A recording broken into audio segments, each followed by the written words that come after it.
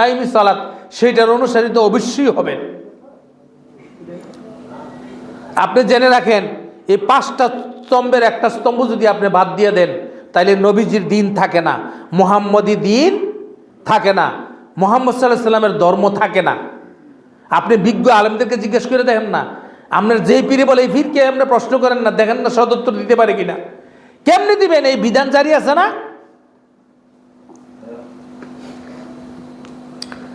এই পাঞ্জেখানা সলাত তো আজকে জারি হয় নাই, সাহাবাদের আমলে জারি হয় নাই, বা তাবেঈনদের আমলে জারি হয় নাই, বরং নবীজি সাল্লাল্লাহু আলাইহি সাল্লামের জীবদ্দশায় এটা জারি হয়েছে।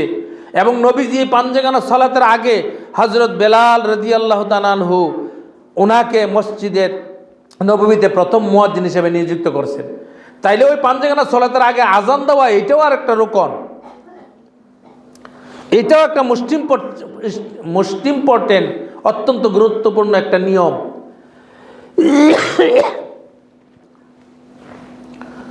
আপনি যখন পাঞ্জেখানা সলাত আদায় করবেন না, মানবেন না, তখন তো আপনি আজানও মানবেন না।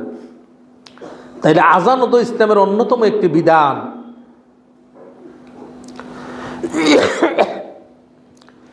সে আজানের মর্যাদা বুঝাইতে যাইয়া নবীজি সাল্লাল্লাহু আলাইহি ওয়াসাল্লাম হাদিস শরীফ প্রকাশ করেছেন, নিজের পাক জবানে বলেছেন, যদি কেউ মুয়াজ্জিনের দায়িত্ব পালন করে, কমপক্ষে 7 বছর পর্যন্ত একটা লোক যদি মুয়াজ্জিনের দায়িত্ব পালন করে, আল্লাহর সন্তুষ্টির উদ্দেশ্যে যদি এই আজান বা আহ্বানের মাধ্যমে মানুষকে যদি আহ্বান করে সলাতের দিকে, কল্যাণের দিকে, নেকের পথে আসার জন্য, সৎ পথে আসার জন্য, এই আহ্বান হইল আজান। এই আজান যদি কেউ 7 বছর পর্যন্ত একাধারে যদি এই আজান দেয়, সে মুয়াজ্জিন হিসাবে পরিগণিত হবে এবং আল্লাহ পাক তাকে জান্নাত দান করে পুরস্কৃত করবেন। বলেন সুবহানাল্লাহ। আপনি পাঞ্জেখানা নামাজ পড়তে গেলে আজান দিবেন, অবশ্যই। আজান না দিলে ইকামত দিবেন। ইকামত এবং আজান সমপর্যায়ের মর্যাদা। এবং সালাত আদায় করতে গেলে আপনি ওযু করবেন। ওযুর মধ্যে 4টি ফরজ।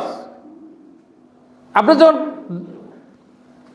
কায়েমি সালাত পাঞ্জেখানা নামাজ যখন পড়বেন না, তখন আপনার থেকে উযু চলে যাবে, উযু করবেন না। তাহলে উযু না করলে 4টি ফরজ আপনার বাদ হয়ে যাবে। কি জবাব দিবেন আল্লাহর কাছে? কি নিয়মে আপনি এই হুকুমগুলি দিয়ে থাকেন? আমাদের সমাজে এই ধরনের পীর আছে না নাই? বলেন না কেন, আছে না নাই?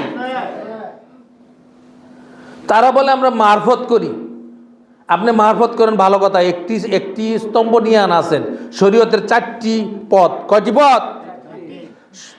ইসলামের 5টি স্তম্ভ। 5টি স্তম্ভের একটি স্তম্ভ ছুটে যায় নামাজ না পড়লে। আর তরিকতের মধ্যে 4টি পথ। কয়টি পথ?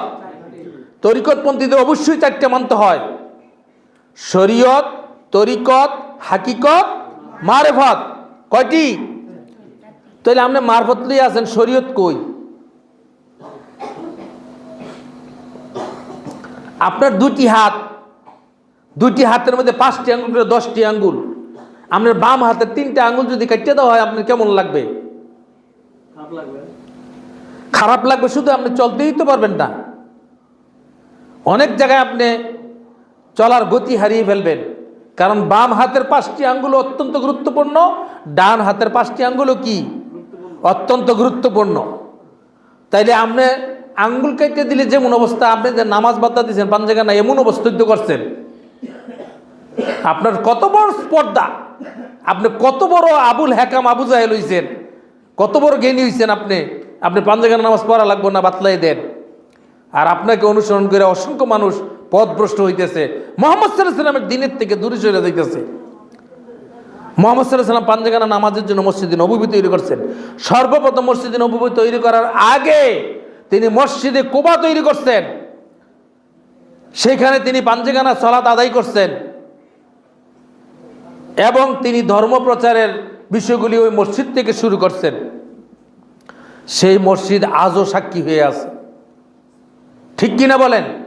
তাইলে এইরকম জাজ্জুলুমান সাক্ষী প্রমাণ দ্বারা প্রমাণিত ফরজে আইন যেটা, এইটাকে অস্বীকার করে, আমি বলতে চাই যে সব কিছু মিলাইয়া এই একটা মানুষ পরিপূর্ণ হয়, কামেলে ইনসান হয়, বাদ দিয়া না।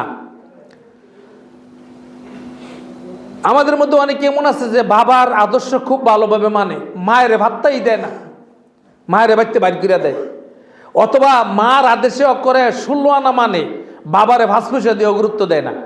সে সঠিক না বেঠিক? জোরে বলেন, সে সঠিক না বেঠিক? বেঠিক।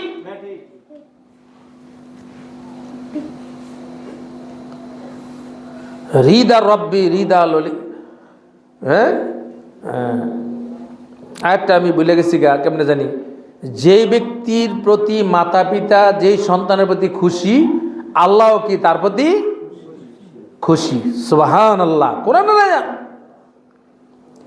হুদা মাতার কথা কইছে, হুদা পিতার কথা কইছে না, মাতা পিতা দুইজনের কথা কইছে, দুইজনের কথা কইছে।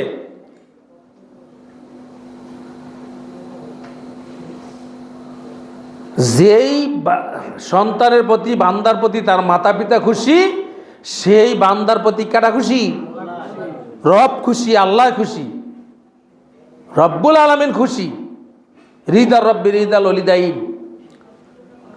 একটা কনফিউশন লাগতেছে আমার, তো কথাটা হইলো এরকম, ওই যে যেই ব্যক্তির প্রতি তার মাতা পিতা খুশি, যেই সন্তানের প্রতি তার প্রতি কে খুশি? আল্লাহ খুশি। এখন আপনি মার লগে ভালোবাসা করে মার লইয়া আলাদা বাসা গিরাই পড়ছেন, বাপে বৃদ্ধ অবস্থায় আহারে পানি দেখাওয়ানোর মতন লুক নাই, বাইত ফালাই দিয়া গেছেন গা, মারে লইয়া করে আপনি ব্যস্ত লইয়া গেছেন গা ঢাকায়, অথবা আপনার বাপের লইয়া করে গেছেন গা, মারে তুচ্ছতা চিল করে হালাই দিছেন, আপনি ভুলের মধ্যে আছেন, সঠিক বিধানে আপনি নাই। দোনোজনকেই সমানভাবে মানতে হবে যদি আপনি শুদ্ধ হন। ঠিক একইভাবে আপনি যদি শুদ্ধ হন, সহি পীর, সাচ্চা পীর যদি আপনি হইতে চান, তাহলে আল্লাহর বিধান সবগুলি মানতে হবে। শরীয়ত, তরিকত, হাকিকত, মারফত, চারোটার সমন্বয়ে আপনি হবেন জ্ঞানী। ঠিক কিনা? কিছু বাদ দিয়ে আপনি কখনই পরিপূর্ণ হইতে পারেন নাই, আপনি শুদ্ধ মানুষ হইতে পারেন নাই।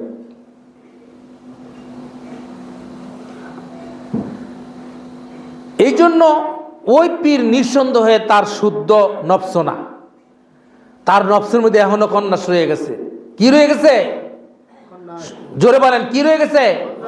খন্নাস রয়ে গেছে। ওই পীরের খন্নাস এখনো মুক্ত হইতে পারে নাই। সে খন্নাস মুক্ত হইলে নবীজি সাল্লাল্লাহু আলাইহি সাল্লামের সমস্ত আদেশ সে মানবে, নবীজি সাল্লাল্লাহু আলাইহি সাল্লামের দাড়ি মুবারক সে রাখবে প্রেমে মশগুল হইয়া। নবীজি সাল্লাল্লাহু আলাইহি সাল্লামের চুল মুবারক যে সুরতে সিফাতে ছিল, ওই সুরতে সিফাতে তার চুল মুবারক থাকবে, দাড়ি মুবারক থাকবে। এখন বুঝায় দাড়ি মুছের কোনো দাম নাই, ফাগরি দাড়ির কোনো দাম নাই, খবিশ খবিশাল খবিশ। নবীজির একটা সুন্নত পাগড়ি মোবারক যদি কেউ পরে, নবীজির একটা সুন্নত দাড়ি মোবারক যদি কেউ রাখে, এটা তার জন্য নাজাতের জন্য যথেষ্ট। বলেন আলহামদুলিল্লাহ।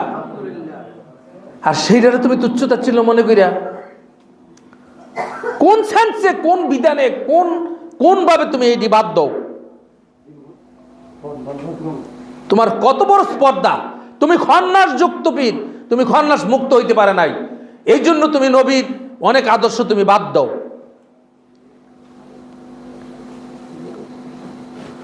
এই জন্য খন্নাস মুক্ত হতে হইবে।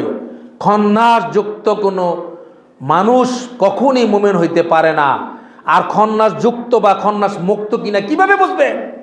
এতক্ষণ যে বর্ণনা করলাম, যে ভিড়ের মধ্যে এই সিফাত সুরতগুলি আছে, নিঃসন্দেহে সে খন্নাস যুক্ত, খন্নাস মুক্ত এন হইতে পারে নাই। সে একটা ভাব ধরে রয়েছে, সে আপনাকে ধোঁকা দিচ্ছে, সেও ধোঁকার মধ্যে আছে, আপনাকে কি করছে? ধোঁকা দিচ্ছে।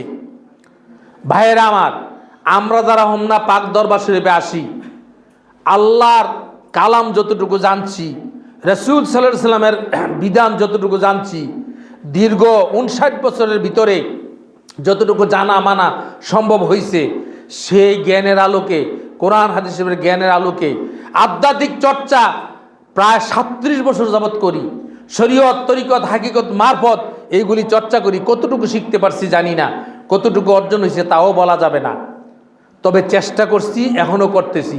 সেই আলোকে বলছি, হোমনা পাক দরবার শরীফের রীতি নীতি শরীয়ত, তরিকত, হাকিকত, মারফত এবং দয়াল নবীজির আদর্শের সঙ্গে মিল রেখে হুমনা পাক দরবার শরীফ। বলেন আলহামদুলিল্লাহ। কোনো সন্দেহ নাই, কোনো ত্রুটি নাই। এখানে শরীয়তের পূর্ণাঙ্গতা আছে, মারফতের পূর্ণাঙ্গতা আছে, হাকিকতের পূর্ণাঙ্গতা আছে, তরিকতের পূর্ণাঙ্গতা আছে। বলেন আলহামদুলিল্লাহ। এখানে কোনোটাই বাদ দেওয়া হয় নাই। একজন পরিপূর্ণ ইনসানে কামেল হওয়ার জন্য, একজন পরিপূর্ণ আদর্শ মানুষ হওয়ার জন্য, একজন সঠিক সত্য বক্তা হওয়ার জন্য, একজন খন্নাস মুক্ত মানুষ হওয়ার জন্য যা দরকার এখানে তা জারি করা আছে। বলেন আলহামদুলিল্লাহ।